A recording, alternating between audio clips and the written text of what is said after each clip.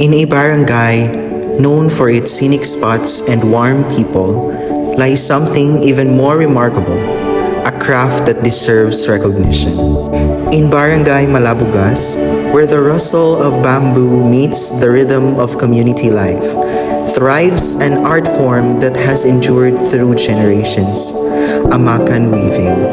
It is a traditional craft made from woven bamboo and has not only sheltered families but has also preserved a way of life, a living heritage passed down through hands and hearts. Today, we uncover the story of one family who has kept this tradition alive for more than 2 decades. For 26 years, this family has dedicated their hands and hearts to crafting amakan, a sustainable, handmade material used for walls and ceilings in traditional Filipino homes. Each weave carries its own rhythm, plain for simplicity, diamond for tradition, each pattern reflecting both artistry and patience. The process begins in the forest, where bamboo is carefully chosen and harvested. It's a laborious task that requires both skill and strength.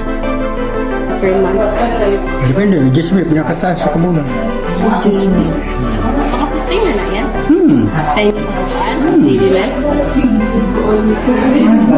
Kaman ni kaya po kalalit sa eskwela. Saan ka magtangta sa siniman na? Yung nga sa amakan, dugay kasi matangtang. Usay, magabi ang tulog, ginagmay na lang. Kalawan mo naman. E pag bunta, kuan me, lote me, pag gagabi, maglalab me. Hindi sa machine, okay man, machine kaso lang, ka nang kabantay ka nang dagdag ko kay sihag. Ako muna sa trabaho machine.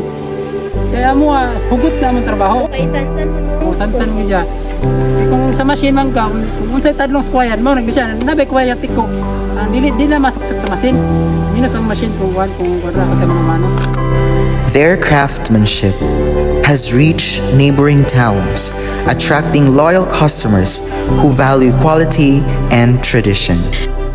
Kasugod gid mi mga 5 years ago pa. Sa sugod-sugod gid amo nga deliver gid sinong Anselmo gid sila sa taga Malabugas. Start dyan. Sa sugod sila dyan na ang tig-deliver. Napo yung say mo deliver na mo gikan sa Mabinay. Pero ang quality sa hinimuan sila ninong Anselmo. Sila gina ang quality sa gamakan. Baga na dahil tarong ang ila pagama ba. The product has gained popularity among customers for its versatility. It is ideal for house walls, ceilings, home renovations, and even for building barracks. For the students who experienced the process firsthand, it was more than just a lesson. It was a realization.